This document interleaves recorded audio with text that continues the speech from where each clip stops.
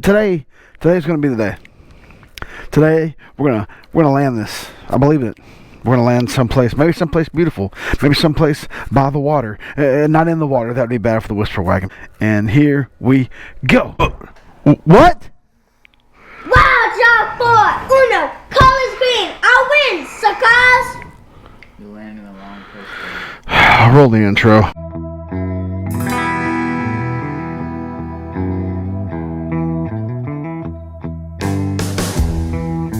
Alright, so I came down here to shoot a video today, picking the prettiest spot that I could pick. Out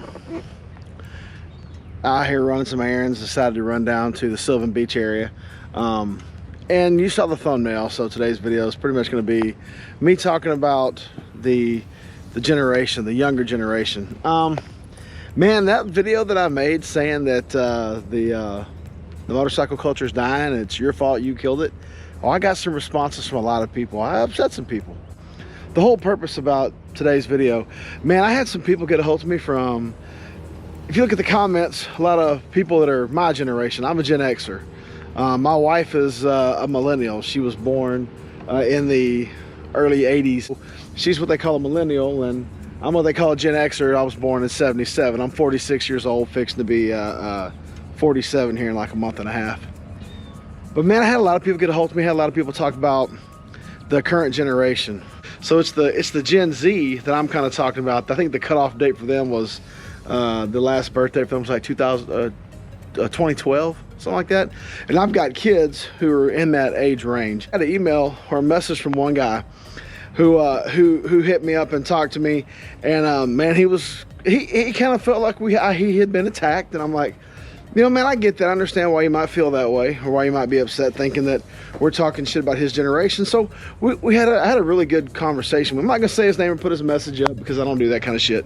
But I just thought it was interesting talking to him and just listening to kind of what he had to say. And he's like, look, man, we can't afford your $40,000 CVOs. The cost of living is high. College is high. Man, we're a different generation. He and I were talking, and this guy's like 23, 24 years old. He just got out of college. And we were talking about what people ride. And he said, man, a lot of people are riding Japanese cruisers or Sportsters. The more I talked to him, the more I kind of realized, man, myself and several others kind of hammered this generation for the things that we said they don't do that well. And he was like, look, man, he said, we can't afford to buy the things y'all can. And I said, well, there's a difference. I'm 47. I have 4 kids. I mean, I've got a good job. Yeah, that's cool. And even my bike, we were talking, he said, man, I can't afford a $24,000 Goldwing. I was like, yeah, man, I get you. I understand that. So they buy used bikes and cheaper bikes, and they still ride. And I noticed something else from looking at Chase Setzer and some other guys. Man, the Dyna stunt community is still alive and well. These young guys are buying old Dynas. They're fixing them up. They're doing the things that we bitched about. We said we wanted them to get in the garage. We said we wanted them to learn about bikes. They're doing it more than some of us old guys who take our bikes to the shop every time we have to have something done. So I wanted to jump in during the editing process, and I wanted to talk about a couple things. Number one, I just spoke to Chase Setzer, and he brought up a great point. He said the reason that his buddies don't like newer bikes, why they buy older Dynas and older bikes, because they're easier to stunt with. That never even crossed my mind. So, because I noticed a lot of the younger guys buying older Dynas and older bikes and things and Sportsters to do stuff with, because they're easier for them to stunt with. They ride different than us. I don't have any experience stunting. I stood on the seat a couple of times back when I had my street glide, even though I was a big fat guy in his 30s, and I've ridden several wheelies out on the Whisper Wagon and other bikes. But beyond that, I don't stunt. Chase is an amazing photographer, by the way. I'm going to put a link to some of the stuff that he sent me. He loves the motorcycle culture, and he loves the car and truck culture. These kids are just doing it different than us. That's one thing I've learned over the last few days. They're doing it different than us. But the culture, I think, I'm going to say it, I think it's in good hands. I think it's going to be alive and well. Maybe it won't be as big as it was, but it's kind of gone underground. That might be even cooler. So anyway, back to the video. It just so happened yesterday I was out getting gas from the Whisper Wagon, and I ran into a kid. I pulled up to the gas station. He pulls up on a Suzuki Savage 650, and I was like, I haven't seen a Suzuki Savage 650 in a while. And I just started talking to him, and he's like, yeah, man, I go to San Jack. I'm getting my associates. I've only been riding, he said, for about a year and a half now. He said, I bought this bike He said, my car kind of blew up, so I bought this bike and it's my main mode of transportation. I said, he's like, yeah, it's a little bike. I said, hey man, if it gets you to point A and point B and does 65 where you can get on the highway, you're good to go. And he said, yeah, he wants to buy a Honda 1800. He loves Hondas. He said, my dad rides a Harley, of course, because his dad made me feel really old when he said his dad was only 41. And I'm like, oh, great. But talking to him and looking around, I started realizing, man, that the scene is still alive, and plenty of people let me know things are alive. We flamed the younger generation.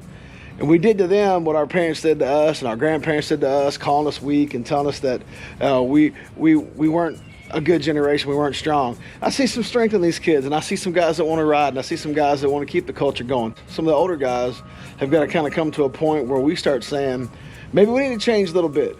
Maybe we need to be a little bit more accepting and more kind to people trying to come around the motorcycle culture. And to be honest with you, after having the conversation with some people on Messenger and meeting some young guys out riding and realizing that people are riding Groms and people are riding smaller CC bikes and riding what they can afford and what they can fix, you know what? Hey, thanks. I'm proud of you guys. Thanks for showing me and teaching me something. Hey, maybe an old fag dog can learn new tricks. You never know. Hey, y'all, do me a favor. Hit the like button, hit the subscribe button, hit that little bell icon so you get notifications when the shit show gets rolling again. You know what?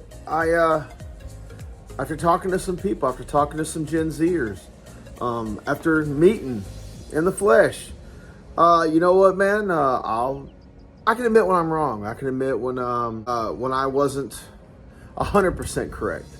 Like I said in the video, man, I ran and talked to some Gen Zers the last couple of weeks. Ran into one, and man, you know what? They're trying to keep the culture alive in their own way. They do things different than we did. Man, they're riding Groms these days. They're riding smaller CC bikes. They're riding bikes they can afford.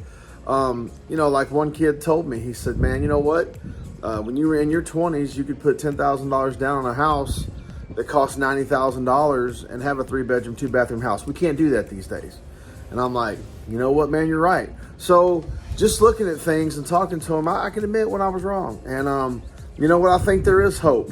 I still think the culture is slowing down. I believe that. I believe the culture is not as big as it used to be, but I believe the MC culture is growing still and getting big. And I believe that these young guys are wanting to ride and do things now. After talking to them and, you know, realizing what was said in some of the comments, hey man, you know what? They are there, and they are doing their own thing, their own way, just like we did. So hey, kudos to you guys, you Gen Zers. Hey man, thank y'all for showing me a little something the last few weeks. So anyway, hey, I want to thank everybody for watching. Thank you for continuing to support me. It's greatly appreciated. I want you guys to have a great day. Let's try not to be assholes to each other, and I'll see y'all next time.